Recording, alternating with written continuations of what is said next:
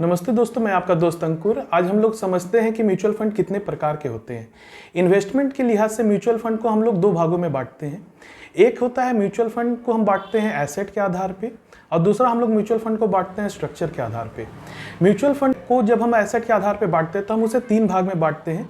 पहला होता है इक्विटी म्यूचुअल फंड, जिसमें फंड मैनेजर म्यूचुअल फंड को स्टॉक मार्केट के इक्विटी में सेगमेंट में इन्वेस्ट करती है।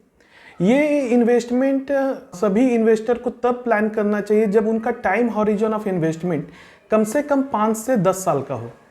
दूसरा सेगमेंट होता है एसेट क्लास में, वो है डेब्ट फंड।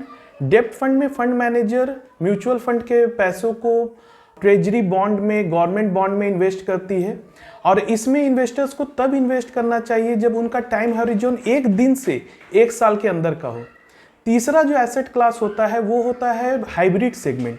हाइब्रिड म्यूचुअल फंड जो होते हैं उसमें जो म्यूचुअल फंड के फंड मैनेजर होते हैं उसको वो इक्विटी मार्केट में भी इन्वेस्ट करते हैं और डेब्ट मार्केट में भी इन्वेस्ट करते हैं, और इसमें किसी भी इन्वेस्टर को तब इन्वेस्ट करना चाहिए जब उनका टाइम हॉरिजन 2 से 3 साल या 4 साल का हो। अब हम समझते हैं कि म्यूचुअल फंड को स्ट्रक्चर के आधार पे हम लोग कैसे डिवाइड करते हैं। स्ट्रक्चर के आधार पे म्यूचुअल फंड को हम लोग दो भाग में बांटते हैं। पहला होता है ओपन एंडेड म्यूचुअल फंड और दूसरा है close ended mutual fund. Open ended mutual fund वैसे म्यूचुअल फंड इन्वेस्टमेंट को कहते हैं जिसमें आप कभी भी इन्वेस्ट कर सकते हैं और कभी भी सेल कर सकते हैं।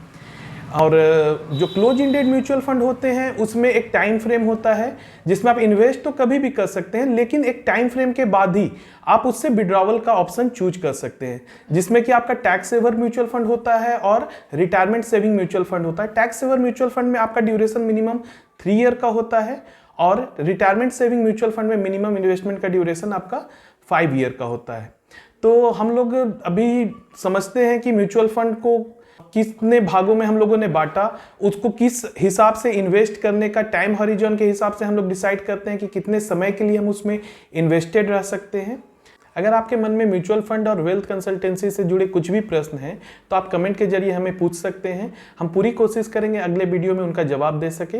म्यूचुअल फंड और वेल्थ कंसल्टेंसी से जुड़ी अधिक जानकारी के लिए आप वेल्थ एश्योर के साथ जुड़े रहें।